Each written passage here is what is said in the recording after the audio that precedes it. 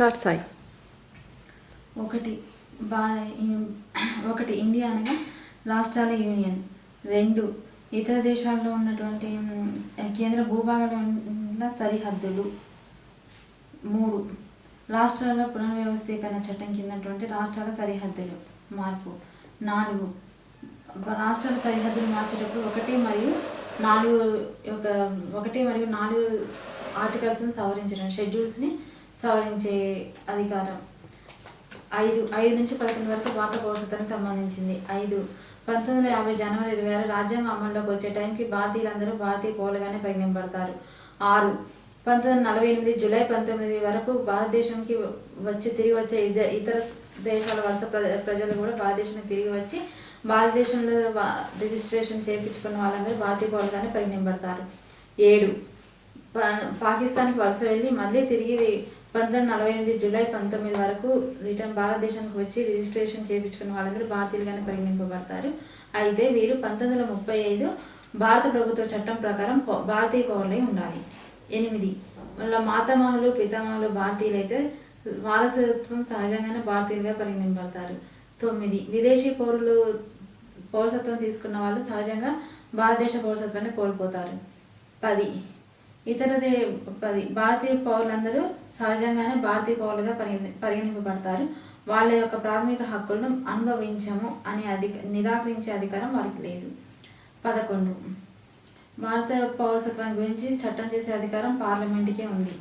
12 నుంచి 35 వరకు ప్రాథమిక హక్కులు. 12 రాజ్యం గురించి వివరిస్తుంది. 13 రాజ్యాంగం అమల్లోకి రాకముందు లేదా అమల్లోకి వచ్చిన చట్టాలు ప్రాథమిక హక్కులకు విరుద్ధంగా ఉంటే అవి చెల్లవు. న్యాయ సమీక్షాధికారం గురించి చెప్తుంది. 14 నుంచి 18 వరకు సమానత్వపు హక్కు. 14 చట్టం ముందు అందరూ సమానులే. 15 కుల జాతి మత వివక్ష స్త్రీ పురుష భేదం లేకుండా చట్టం ముందు ఎవరికి వివక్షత చూపరాదు. 16 కుల మత లింగ వివక్షత లేకుండా ఎవరికి సమాన అవకాశాల్లో వివక్షత చూపరాదు. 16(4)(a) ఉద్యోగాల్లో ప్రమోషన్ల రిజర్వేషన్ గురించి చెప్తుంది. 17 అస్పృశ్యత గురించి చెప్తుంది. 18 బిరుదుల రద్దు గురించి చెప్తుంది. బిరుదుల గురించి 19 నుంచి 22 ఆర్టికల్స్ స్వాతంత్రపు హక్కుల గురించి చెప్తుంది. 19 సప్త స్వాతంత్రాల గురించి చెప్తుంది. 19(a) వాక్ స్వాతంత్రము భావ ప్రకటన స్వాతంత్రం. 19(b) ఎలాంటి ఆయుధాలు ధరించకుండా సభలకు సమావేశాలకు హాజరయ్యే స్వేచ్ఛ. 19(c) సభలు సంస్థలు ఏర్పాటు చేసుకునే స్వేచ్ఛ. 19(d) దేశ సంచారం చేసే స్వేచ్ఛ. 19(e) స్థిర నివాసాలను ఏర్పరచుకునే స్వేచ్ఛ. 19(f) ఆస్తి హక్కు తొలగించడం జరిగింది. 19(1g) వృత్తి వ్యాపార స్వేచ్ఛ. 20 తను నేరం చేసే టైంకి అది నేరంగా పరిగణింపబడాలి. 20లో 2 ఒక నేరానికి 2 సార్లు శిక్ష విధించరాదు. దీన్ని డబల్ జియో పార్టీ అంటారు. 23 తన నేరానికి వ్యతిరేకంగా తన్నే సాక్ష్యం చెప్పమని బలవంతం చేయరాదు. 21 జీవించే స్వేచ్ఛ. 21(a) ప్రాథమిక విద్య. 22 నివారక నిర్బంధ చట్టం నుంచి రక్షణ. 23, 24 పీడనాన్ని నిరోధించే హక్కు. 23 అక్రమ నివారణ నిర్బంధాల నుంచి రక్షణ. 24 బాల కార్మిక నివారణ గురించి చెప్తుంది. 25 నుంచి 28 మత స్వాతంత్ర హక్కు. 25 ప్రతి వ్యక్తి తన నచ్చిన మతాన్ని స్వీకరించవచ్చు. 26 ప్రతి వ్యక్తి తనకు నచ్చిన మతాన్ని స్వీకరించుకొని మత సంస్థను స్థాపించుకోవచ్చు. 27 మతానికి సంబంధించి ఏ వ్యక్తి పన్నులు విధించరాదు. ఏ వ్యక్తికి మతానికి సంబంధించి పన్నులు విధించరాదు. 28 మతానికి సంబంధించినటువంటి విద్యా సంస్థను స్థాపించుకోవచ్చు. 20 మదరసా విద్యా సంస్థను స్థాపించుకోవచ్చు. 29, 30 విద్యా సాంస్కృతిక హక్కు. 29 మైనార్టీల యొక్క భాష సంస్కృతి లిపిని కాపాడుకునే హక్కు ఉంది. 30 మైనార్టీలకు సంబంధించిన భాష లిపి సంస్కృతిని కాపాడుకోవడానికి వాళ్ళు విద్యా సంస్థను స్థాపించుకోవచ్చు. 31 రాజ్యాంగ పరిహారపు హక్కు. 31 ఆస్తి హక్కును తొలగించడమైంది. 32 రాజ్యాంగ పరిహారపు హక్కు. 33 సాయుధ బలగాల అమల్లో ఉన్న ప్రాంతాల్లో ప్రాథమిక హక్కుల అమలు గురించి రాష్ట్రపతికి గల అధికారాలు. 34 మార్షల్ లా సైనిక పాలన ఉన్నటువంటి ప్రాంతాల్లో ప్రాథమిక హక్కుల గురించి పార్లమెంటుకు గల అధికారాల గురించి చెప్తుంది. 35 33 మరియు 34 యొక్క 17 ఆర్టికల్స్ అమలుకు గల పార్లమెంటు చేసే శాసనాల గురించి చెప్తుంది. 36 to 51 ఆదేశ సూత్రాలు. 36 12లో చెప్పినటువంటి రాజ్య నిర్వచనం 36లో కూడా చెప్పడమైంది. 37 ఆదేశ సూత్రాల అమలు గురించి ఏ న్యాయ వ్యవస్థ దగ్గరికి వెళ్ళడానికి వీల్లేదు. 38 సామాజిక ఆర్థిక న్యాయానికి సంబంధించి సంస్థలను స్థాపించుకోవచ్చు, ప్రజా సంక్షేమానికి సంబంధించి సంస్థలు.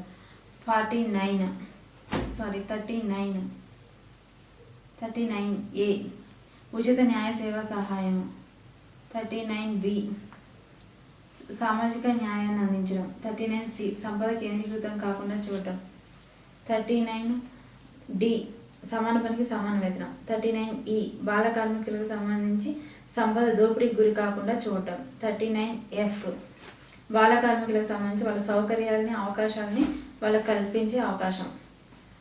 40 పంచాయతీరాజ్ వ్యవస్థ గురించి చెప్తుంది, స్థానిక సంస్థల గురించి చెప్తుంది. 41 వృద్ధాప్య పింఛను జీవన భృతిని గురించి చెప్తుంది. 42 స్త్రీ ప్రసూతి సౌకర్యాల గురించి తెలియజేస్తుంది. 43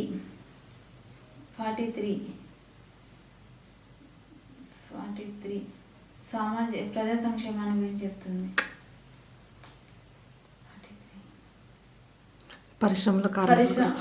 కార్మికుల యొక్క భాగస్వామ్యం గురించి చెప్తుంది. 44 ఉమ్మడి పౌర స్మృతి. 45 నిర్బంధ ప్రాథమిక విద్య. 45 ప్రాథమిక విద్య గురించి చెప్తుంది. 60 to 14 years పిల్లల బాలికలకు సంబంధించిన విద్య గురించి చెప్తుంది. 46 సామాజిక వెనుకబడిన తరగతుల వాళ్ళ యొక్క రిజర్వేషన్ గురించి చెప్తుంది. 47 ప్రజారోగ్యానికి సంబంధించి మత్తు పదార్థాలు మద్యపాన నిషేధం గురించి చెప్తుంది. 48 గోవధ నిషేధం గురించి చెప్తుంది. 48A వన్యప్రాణ సంరక్షణ పర్యావరణ రక్షణ గురించి చెప్తుంది. 49 చారిత్రక సాంస్కృతిక కట్టడాల యొక్క రక్షణ గురించి చెప్తుంది. 50 కార్యనిర్వాహక శాఖ నుంచి న్యాయ శాఖను వేరు చేయడం గురించి చెప్తుంది. 51 అంతర్జాతీయ పరిరక్షణ. 51A ప్రాథమిక విధులు. 52 రాష్ట్రపతి. 53 రాష్ట్రపతి కార్యనిర్వహణాధికారం. 54 ఎలక్టోరల్ కాలేజ్. 55 ఎన్నిక రాష్ట్రపతి యొక్క ఎన్నిక. 56 పదవీ కాలం. 57 రాష్ట్రపతి పునర్ ఎన్నిక. 58 అర్హతలు. 59 జీతభత్యాలు. 60 ప్రమాణ స్వీకారం. 61 మహాభియోగ తీర్మానం. 62 రాష్ట్రపతి తన పదవీ కాలం పూర్తయిన తర్వాత ఎన్నికకి మధ్య కాల వ్యవధి మరియు తాత్కాలిక రాష్ట్రపతిగా ఎన్నికైనటువంటి వ్యక్తి యొక్క పదవీ కాల వ్యవధి గురించి చెప్తుంది. 63 ఉపరాష్ట్రపతి. 64 ఉపరాష్ట్రపతి రాజ్యసభకి ఎక్స్ అఫీషియల్ చైర్మన్ గురించి చెప్తుంది. 65 యాదృచ్ఛిక పరిస్థితుల్లో రాష్ట్రపతి లేని టైంలో తాత్కాలిక ఉపరాష్ట్రపతి గురించి చెప్తుంది.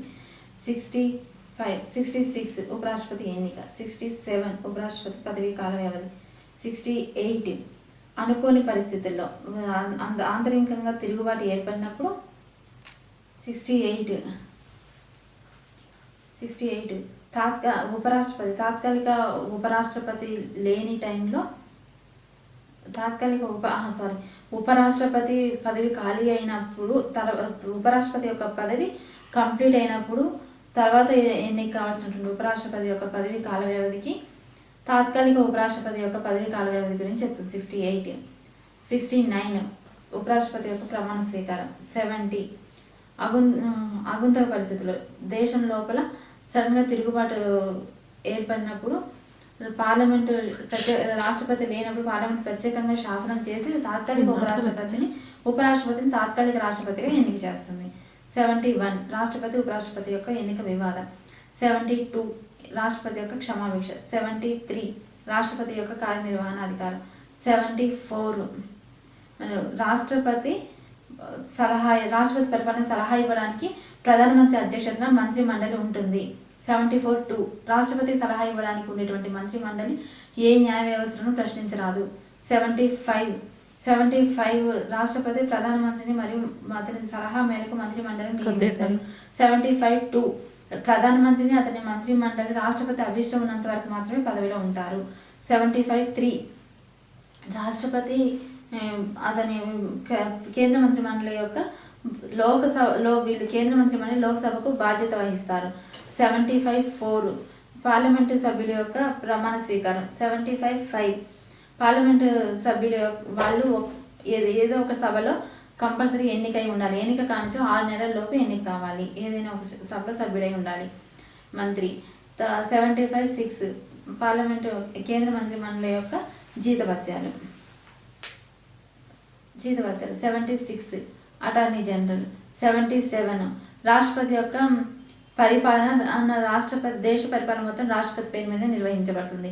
77 దేశ పరిపాలన రాష్ట్రపతి పేరు మీద నిర్వహించడానికి ఏ న్యాయస్థానంలోనూ ప్రశ్నించరాదు. 77 దేశ పరిపాలన ప్రధానమంత్రి సలహా మేరకు ఈ మంత్రులకు ఇతర శాఖల్ని కేటాయిస్తారు. 78 ప్రధానమంత్రి దేశంలో జరుగుతున్న సమాచారాన్ని రాష్ట్రపతికి తెలియజేయాలి.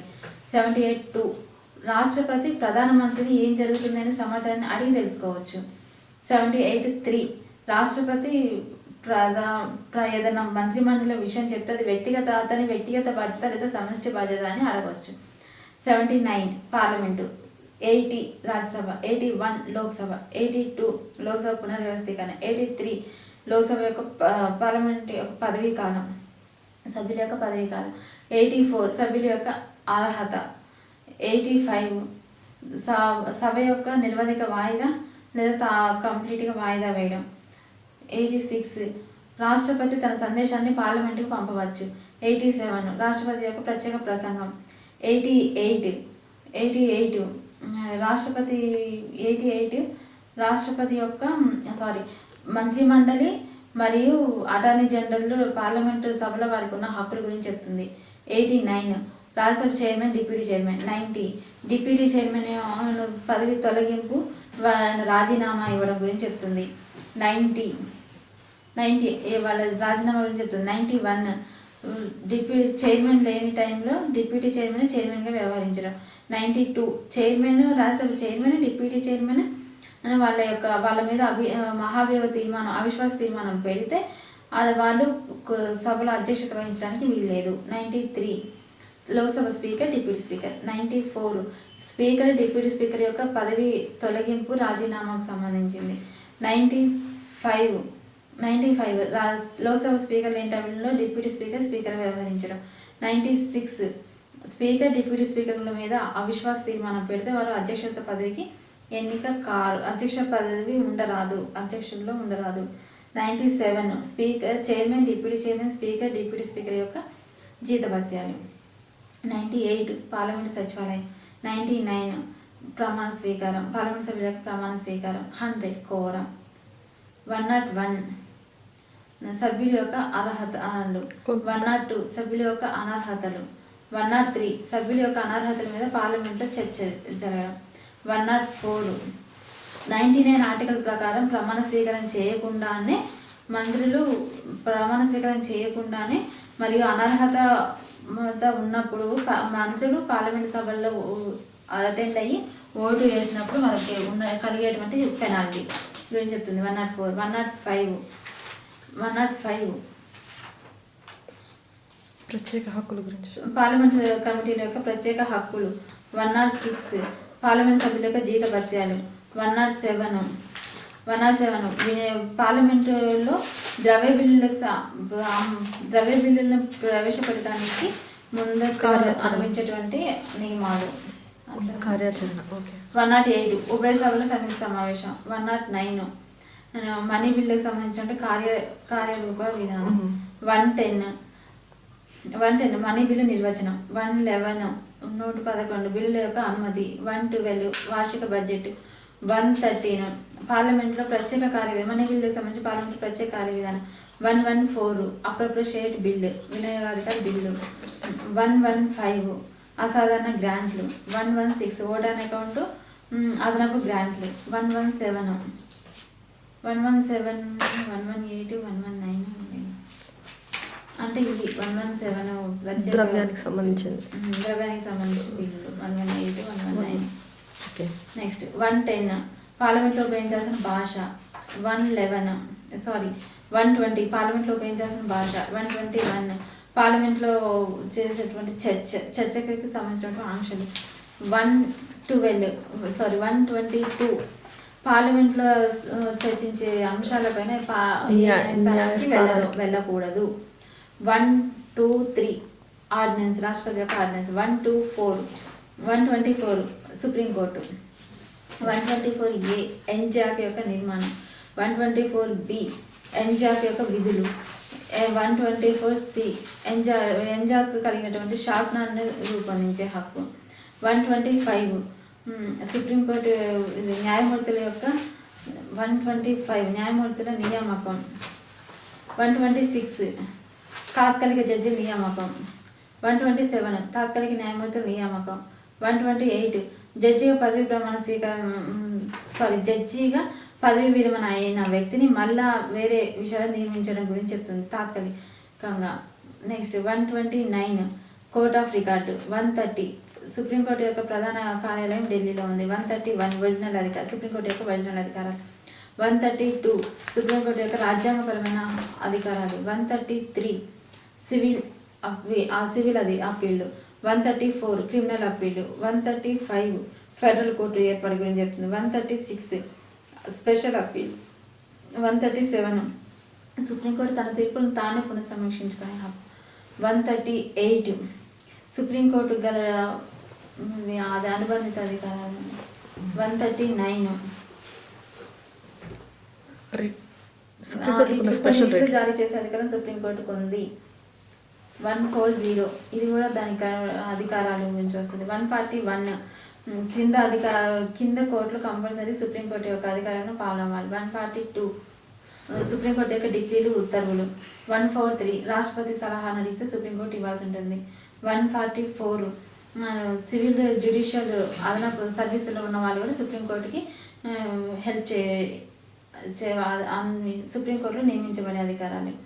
145 సుప్రీంకోర్టు నియమావళి. 146 సుప్రీంకోర్టు యొక్క అదనపు వ్యయాలు. 147 అర్ధాన్వయం. 148 కాగు. 149 కాగు యొక్క అధికారాలు, విధులు. 150 కాగు యొక్క జమ ఖర్చులు, అకౌంట్లు. 151 కాగు యొక్క ఆడిట్ రిపోర్ట్లు. 152 రాష్ట్ర గవర్నర్ యొక్క అర్ధాన్వయము. 153 రాష్ట్ర గవర్నర్. 154 గవర్నర్గా గవర్నర్గా కార్యనిర్వహణాధికారం. 155 గవర్నర్ యొక్క ఎన్నిక. 156 గవర్నర్ యొక్క పదవీకాలం. 157 గవర్నర్ యొక్క అర్హత. 158 గవర్నర్ యొక్క షరతులు, పదవికి సంబంధించిన షరతులు వస్తుంది. 158 బాధ్యతలు, నియమాలు. 159 గవర్నర్ యొక్క ప్రమాణ స్వీకారం.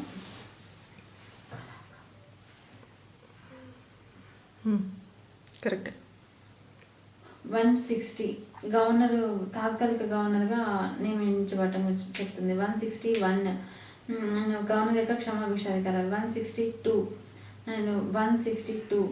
గవర్నర్ యొక్క కార్యనిర్వహణాధికారం. 163 గవర్నర్కి సలహా ఇవ్వడానికి ముఖ్యమంత్రి అధ్యక్షుడు మంత్రి మండలి ఉంటుంది. 164 ముఖ్యమంత్రిని మంత్రిమండలి నియామకం గవర్నరు. 164 మంత్రిమండలి నియామకం. 165 అటార్నీ అడ్వకేట్ జనరల్. 166 గవర్నర్ రాష్ట్ర పరిపాలన మొత్తం గవర్నర్ పేరు మీద నిర్వహింపబడుతుంది. 167 గవర్నర్ ముఖ్యమంత్రిని రాష్ట్రంలో ఏం జరుగుతుందో సమాచారాన్ని అడిగి తెలుసుకోవచ్చు. 168 రాష్ట్ర శాసనసభ. 169 విధాన పరిషత్. 170 విధానసభ. 171 విధానసభ ఎన్నిక. 172 విధానసభ యొక్క పదవీకాల వ్యవధి. 173 విధానసభ యొక్క షరతులు, అర్హతలు, విధానసభ కావాల్సిన అర్హతలు. 174 విధానసభ శాసనసభల యొక్క సమావేశాన్ని నిరవధిక వాయిదా, తాత్కాలికంగా వాయిదా వేయండి. 175 రాష్ట్రపతి ప్రత్యేక సందేశాన్ని శాసనసభకి పంపించే అధికారం ఉంది. 176 గవర్నర్ యొక్క ప్రత్యేక ప్రసంగం. 177 మంత్రులు, అడ్వకేట్ జనరల్కి శాసనసభలో ఉన్నటువంటి అధికారాల గురించి చెప్తుంది. 178 స్పీకర్, డిప్యూటీ స్పీకర్. 179 శాసనసభ స్పీకర్, డిప్యూటీ స్పీకర్ యొక్క రాజీనామా, పదవి తొలగింపు గురించి చెప్తుంది. 180 స్పీకర్ లేని టైంలో డిప్యూటీ స్పీకర్ ఎన్నిక కావాలి. 181 స్పీకర్, డిప్యూటీ స్పీకర్కి అవిశ్వాస తీర్మానం ఏర్పడితే వాళ్ళు మళ్ళీ అధ్యక్షత వహించడానికి వీలు లేదు. 182 చైర్మన్, డిప్యూటీ చైర్మన్. విధాన పరిషత్ యొక్క చైర్మన్, డిప్యూటీ చైర్మన్. 183 విధాన పరిషత్ యొక్క చైర్మన్, డిప్యూటీ చైర్మన్ ఒకవేళ వారు పదవిలో చైర్మన్ వాళ్ళ యొక్క పదవిని తొలగించడం, రాజీనామాల గురించి చెప్తుంది. 184 చైర్మన్ లేని టైంలో డిప్యూటీ చైర్మన్ వ్యవహరించడం. 185 డిప్యూటీ చైర్మన్ యొక్క వాళ్ళ మీద అవిశ్వాస తీర్మానం ఏర్పడితే వాళ్ళు ఆ పదవికి అధ్యక్షత వహించరాదు. 186 chairman, deputy chairman, speaker, deputy స్పీకర్ల యొక్క జీతభత్యాలు. 187 స్పీకర్, డిప్యూటీ స్పీకర్ యొక్క 187 రాష్ట్ర యొక్క సచివాలయం. 188 శాసనసభ్యుల యొక్క ప్రమాణ స్వీకారం. 189 కోరం. 190 సభ్యుల యొక్క అర్హతలు. 191 సభ్యుల యొక్క అనర్హతలు. 192 వాళ్ళ యొక్క అనర్హత మీద చర్చ జరగడం. 192 193 188 ప్రకారం ప్రమాణ స్వీకారం చేయకుండా మంత్రులుగా వాళ్ళు నిరర్హత పొంది ఉన్నప్పటికీ వాళ్ళు శాసనసభకు అటెండ్ అయ్యి ఓటు వేస్తే వాళ్ళకి కలిగినటువంటి పెనాల్టీ. 194